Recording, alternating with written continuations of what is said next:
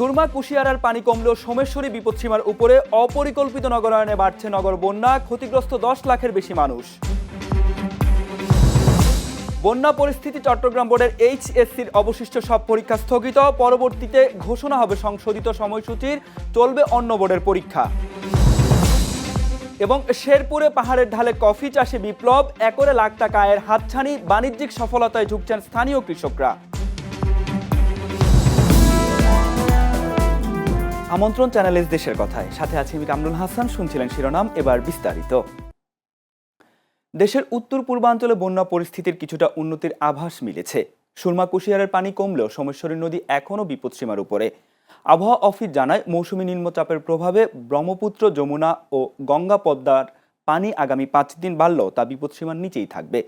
চলতি বন্যা ও পাহাড়ি ঢলে চট্টগ্রাম, কক্সবাজার ও পার্বত্য জেলাসহ সারা দেশে এখন পর্যন্ত 10,22,963 জন মানুষ ক্ষতিগ্রস্ত হয়েছেন। দেশজুড়ে এই দুর্যোগে পানিবন্দী অবস্থায় দিন কাটাচ্ছেন 2,67,918টি পরিবার। পাহাড় ধস ও পানিতে ডুবে মারা গেছেন অর্ধশতাধিক মানুষ।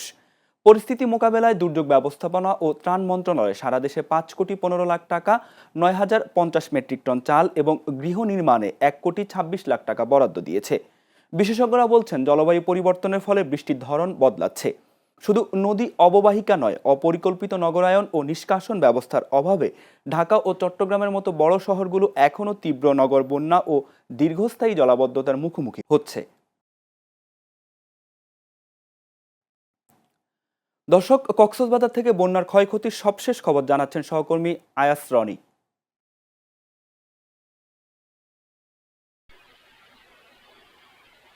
কামরুল, আপনাকে ধন্যবাদ।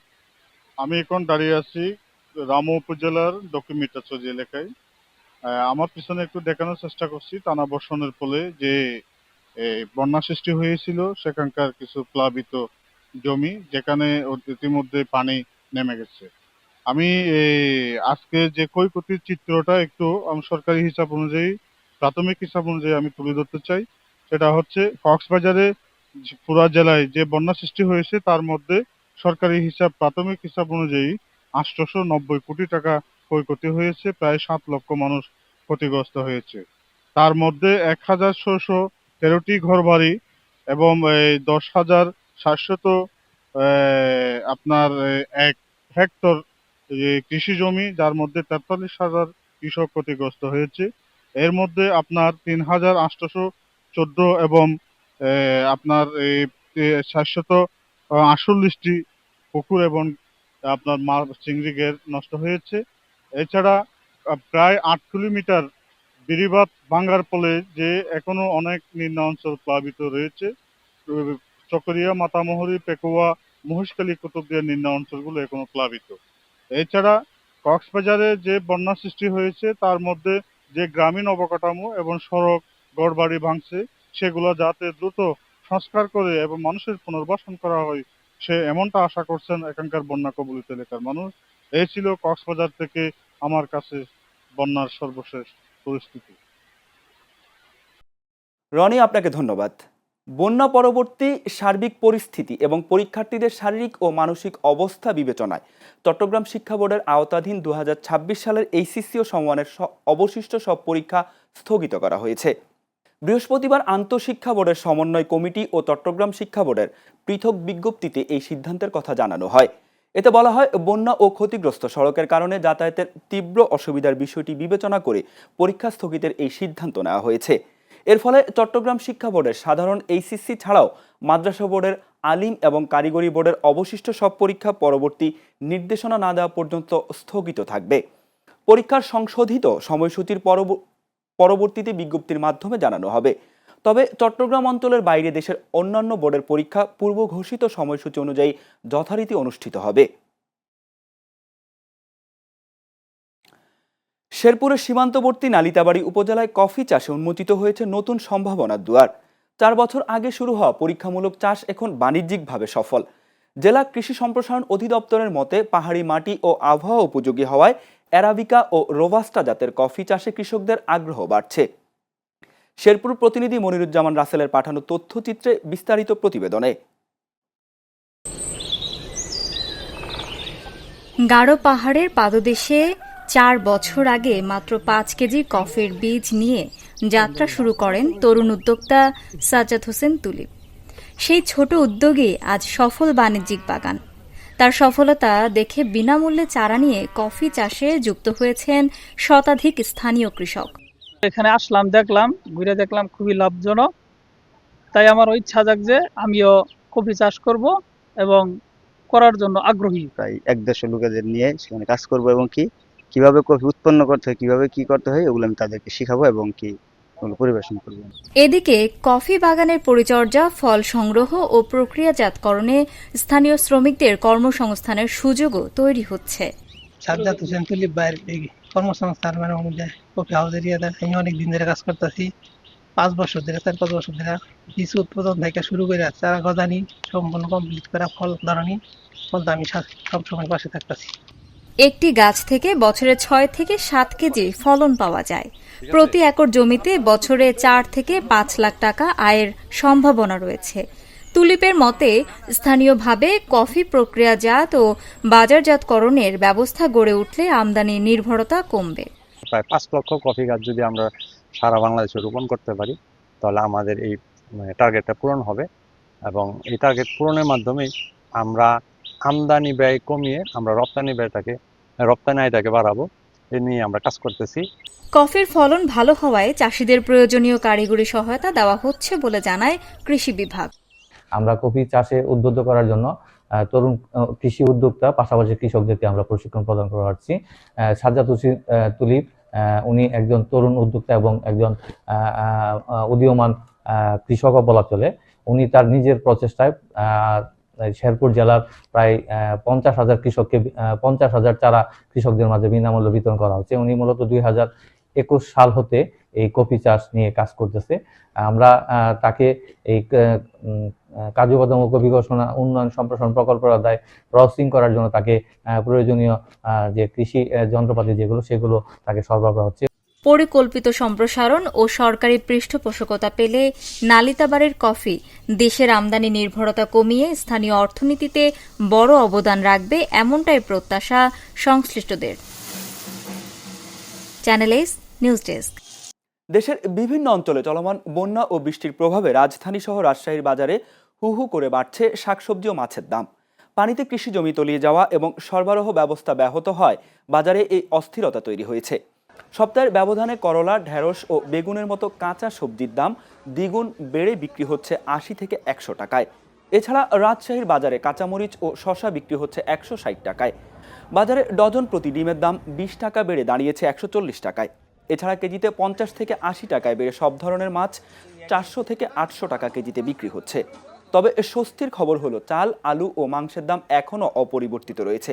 মোটা চাল 50 টাকা, নাজির শাল 80 টাকা, মিনিকেট বিক্রি হচ্ছে 85 থেকে 90 টাকায়। স্থিতিশীল ব্রয়লার মুরগির দাম, তাছাড়া গরু 800 এবং খাসির মাংস 1200 টাকা দরে বিক্রি হচ্ছে। সরবরাহ কম থাকায় দাম বৃদ্ধির অজুহাত দিচ্ছেন বিক্রেতারা। আর ক্রেতাদের অভিযোগ, বাজার মনিটরিংয়ের অভাবে নিত্যপণ্যের দাম আকাশ ছোঁয়া। সবজির দাম অনেক বেশি, প্রায় ডাবল হয়ে গেছে। পসিবলি আপনার বন্যার কারণে সবজি আসতে দেরি হয়েছে। তারপরেও ডিমের দাম অনেক বেশি। এরকম হলে তো আসলে আমাদের মধ্যবিত্ত ফ্যামিলি যারা আমরা আছি, আমরা বাজারে আমাদের কষ্ট হয়, আমাদের মানে ক্রয় ক্ষমতার বাইরে। চারিদিকে বন্যা, এই জন্য মালটা কম আসে, আর মালটা উৎপাদন যেন হইতো, ওই যদি বন্যা হইতেছে সব পানি তোলে, মানে সবজির জমি গিয়ে পানি তোলে, মানে এই জন্য মানে সবজির দাম একটু বেশি হইতেছে। দর্শক, রাজধানীর কাপ্তান বাজারের কাঁচা বাজার থেকে সবশেষ খবর জানাচ্ছেন সহকর্মী শফিক আহমেদ।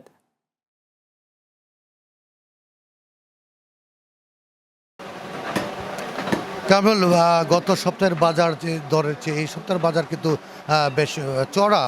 অর্থাৎ গত সপ্তাহে যেসব শাকসবজি প্রায় 40 থেকে 50 টাকা ছিল, সেসব শাকসবজি কিন্তু বেড়ে প্রায় দ্বিগুণ হয়ে গেছে। যে করলা, ভেন্ডি, পেঁপে, কাঁচামরিচ, এই ধরনের যে শাকসবজিগুলো, এগুলো কিন্তু প্রায় 80 থেকে 100 টাকা দরে আজকে বিক্রি হচ্ছে। কাঁচামরিচের দাম বেড়ে গেছে, 120 টাকা দরে কাঁচামরিচ বিক্রি হচ্ছে। পোলট্রি মোরগ মোটামুটি গত সপ্তাহের মতোই আছে, 170 থেকে 180 টাকা। গরু খাসি যথারীতি 800 থেকে 800 এবং খাসি বা 1200 টাকা দরে বিক্রি হচ্ছে। আর অন্যান্য জিনিসপত্রের দাম যেমন তেলের দাম আগের মতো আছে, 210 টাকা 200 টাকা লিটারে বিক্রি হচ্ছে। ডিমের দাম 20 টাকা বেড়ে গেছে, গত সপ্তাহে 120 টাকা বিক্রি হলে এই সপ্তাহে বিক্রি হচ্ছে 140 টাকা দরে বিক্রি হচ্ছে। মোটা চাল বিক্রি হচ্ছে 50 টাকা, নাজির চাল বিক্রি হচ্ছে 70 থেকে 75 টাকা এবং মিনিকেট বিক্রি হচ্ছে 85 থেকে 90 টাকা।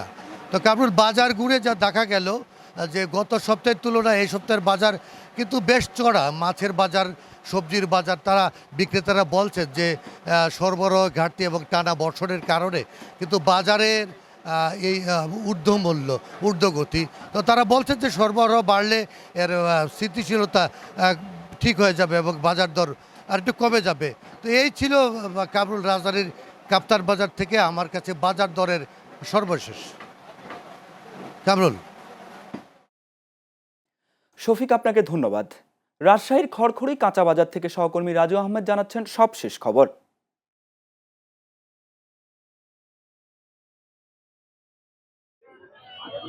কামরুল, আমি এই মুহূর্তে অবস্থান করছি রাজশাহীর সব থেকে বড় যে সবজি এবং কাঁচা বাজারের যে হাট, সেই হাটে, খড়খড়ি হাটে।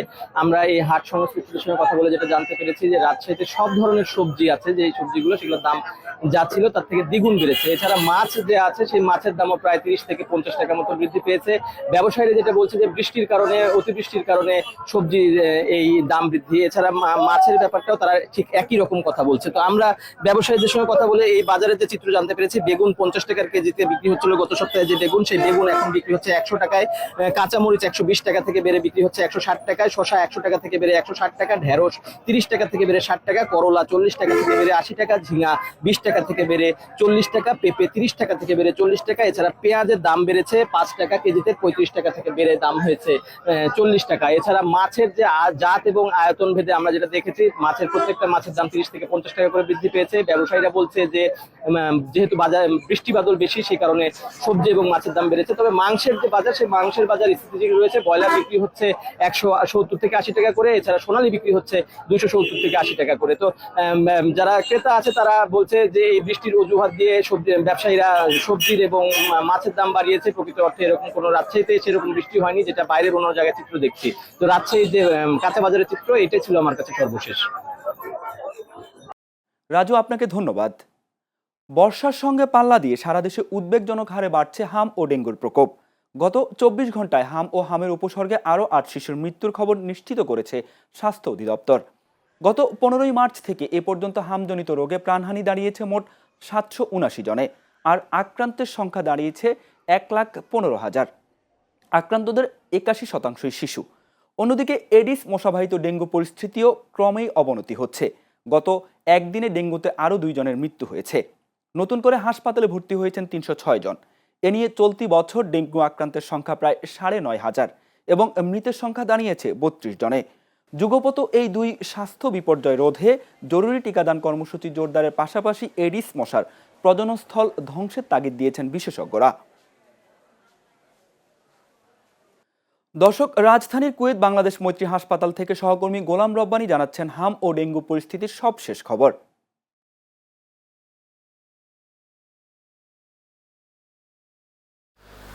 ধন্যবাদ কামরুল আপনাকে। বর্ষার মৌসুমে সারা দেশে ডেঙ্গুর সংক্রমণ বাড়ছে, সেই সঙ্গে হামের প্রকোপও স্বাস্থ্য খাতের জন্য ব্যাপক উদ্বেগ তৈরি করছে। সারা দেশে যে সরকারি হসপিটাল আছে, এই হসপিটালগুলোতে অনেক ডেঙ্গু এবং হামের রোগী ভর্তি আছেন এবং তারা চিকিৎসা নিচ্ছেন। আমি এই মুহূর্তে অবস্থান করছি উত্তরা বাংলাদেশ কুয়েত মৈত্রী হসপিটালে। আপনি জানেন যে দেশের প্রতিটি সরকারি হাসপাতালে হামের আক্রান্ত রোগীর সংখ্যা যেমন কম নয়, তার সাথে যুক্ত হয়েছেন ডেঙ্গু আক্রান্ত রোগীর সংখ্যাও। তবে আপনাকে জানাতে চাই যে দেশে গত 24 ঘন্টায় হামের উপসর্গ নিয়ে 8 জনের মৃত্যু সংবাদ আমরা পেয়েছি। সেই সঙ্গে আমরা জানতে পেরেছি যে 3 জন ঢাকার, এবং আরও জানাতে চাই যে এখন পর্যন্ত গত 1 মাসে হামে আক্রান্ত হয়ে 684 জন মৃত্যুবরণ করেছে। অন্যদিকে বিশ্ব স্বাস্থ্য সংস্থার তথ্য অনুযায়ী দেশে হামের সংক্রমণ ও উদ্বেগজনক। শিশুদের মধ্যেই আক্রান্তের সংখ্যা সবচেয়ে বেশি। তবে স্বাস্থ্য বিশেষজ্ঞরা বলছেন সময় মতো এমআর টিকা গ্রহণ করতে হবে। আবার ডেঙ্গু বিষয়ে কিন্তু চিকিৎসকরা পরামর্শ দিচ্ছেন যে ডেঙ্গু প্রতিরোধের জন্য বাসাবাড়ি ও আশেপাশের যে জমে থাকা পানি অপসারণ করতে হবে, এডিস মশার প্রজননস্থল ধ্বংস এবং জ্বর হলে দ্রুত পরীক্ষা করাতে হবে, কারণ দ্রুত শনাক্তকরণ ও চিকিৎসায় জটিলতা ও মৃত্যুর ঝুঁকি কমাতে সবচেয়ে কার্যকর ভূমিকা নেই। তবে আমি আপনাদেরকে আরও একটু জানাতে চাই যে ডেঙ্গু এবং এই হাম এই দুটাতেই বাংলাদেশের অনেক হসপিটালেই এখন রোগীরা ভর্তি আছেন এবং তারা চিকিৎসা নিচ্ছেন। তো এই ছিল আমার কাছে বাংলাদেশ নদীর হসপিটাল থেকে সর্বশেষ। রাব্বানি, আপনাকে ধন্যবাদ। দর্শক, রংপুর মেডিকেল কলেজ হাসপাতাল থেকে হাম ও ডেঙ্গুর পরিস্থিতির সবশেষ খবর জানাচ্ছেন সহকর্মী রবিউল ইসলাম।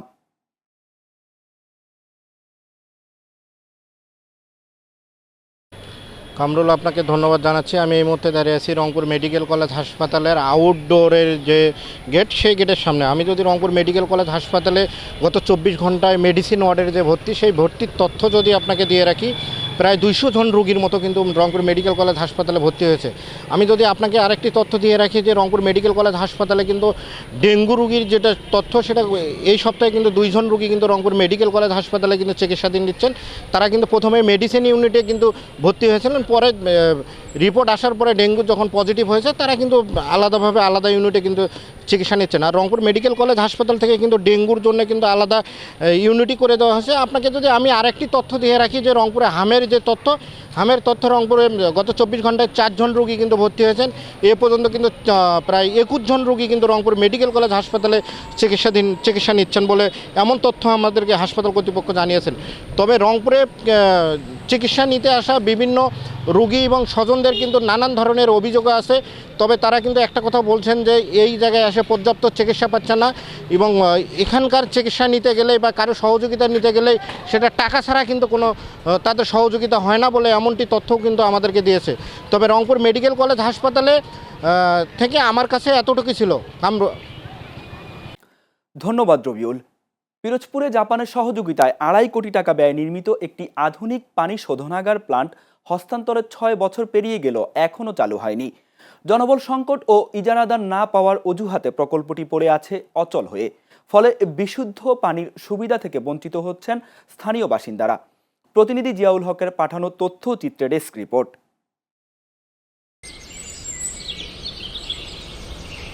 পিরোজপুরের নামাজপুর এলাকা।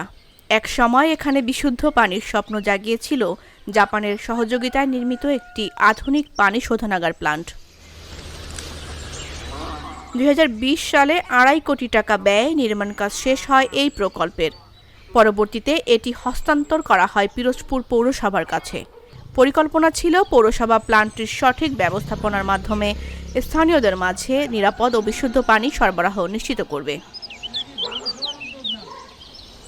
কিন্তু বাস্তবতা ভিন্ন। হস্তান্তরের 6 বছর পেরিয়ে গেলেও প্লান্টটি আজও চালু হয়নি। এছাড়া দীর্ঘদিন অব্যবহৃত হয়ে পড়ে থাকায় প্লান্টটির ভেতরে নষ্ট হচ্ছে গুরুত্বপূর্ণ যন্ত্রাংশ। এখানে পানি পাম্পটা হওয়ার পরে আমরা আশা করছিলাম যে আমাদের এলাকার দরিদ্রতম মানুষ যারা, তারা একটু সুবিধা পানি পাবে। কিন্তু এটা শুরু হওয়ার পর হইতে কাজ সম্পন্ন হওয়ার পরে প্রায় 5-6 বছর হয়ে গেছে, আজ পর্যন্ত কোনো চালুর কোনো উদ্যোগ নেই। আমরা আসলেই এলাকাবাসী পানির যে অভাব সেটা হারে হারে টের পাচ্ছি। দূষিত পানির মধ্যে পান করতে হয়, এই একটা কষ্টের মধ্যে, চরম কষ্টের এবং ভোগান্তির মধ্যে আমরা আছি আর কি। এটার পানি করে না যেতে আমরা বিশুদ্ধ পানি খেতে পারি। আমরা চাই শিগগির যাই না হয়, আশা করি যাই হওয়ার আশা করি যাই না হোক। তবে বিষয়টি নিয়ে ভিন্ন ব্যাখ্যা দিয়েছেন পৌরসভা কর্তৃপক্ষ। তাদের দাবি প্লান্টটির চালুর জন্য ইজারাদার নিয়োগের চেষ্টা করা হলেও কেউ আগ্রহ দেখায়নি। পাশাপাশি জনবল সংকটের কারণেও নিজস্ব ব্যবস্থাপনায় এটি চালু করা সম্ভব হয়নি। যেহেতু ইজারা দিচ্ছে কয়েকবারই, ইজারা আমরা তো নিচ্ছে না, কারণ ওই পানির শুনে তিক্ততা নিচ্ছে না। তারপর ওখানে আমাদের অরক্ষিত অবস্থা থাকে, আমরা কোনো লোক রাখতেও পারি না, কারণ আমাদের তো ইনকাম হচ্ছে না।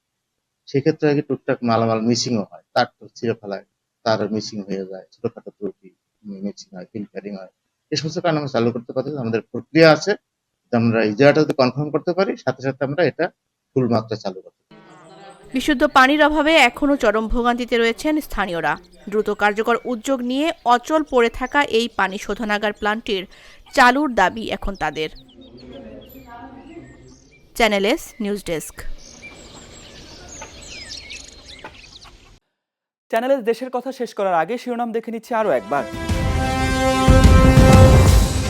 সুরমা কুশিয়ারার পানি কমলেও সোমেশ্বরী বিপদসীমার উপরে অপরিকল্পিত নগরায়নে বাড়ছে নগর বন্যা, ক্ষতিগ্রস্ত 10 লাখের বেশি মানুষ। বন্যা পরিস্থিতি চট্টগ্রাম বোর্ডের এইচএসসির অবশিষ্ট সব পরীক্ষা স্থগিত, পরবর্তীতে ঘোষণা হবে সংশোধিত সময়সূচির, চলবে অন্য বোর্ডের পরীক্ষা। শেরপুরে পাহাড়ের ঢালে কফি চাষে বিপ্লব, একরে লাখ টাকা আয়ের হাতছানি, বাণিজ্যিক সফলতায় ঝুঁকছেন স্থানীয় কৃষকরা।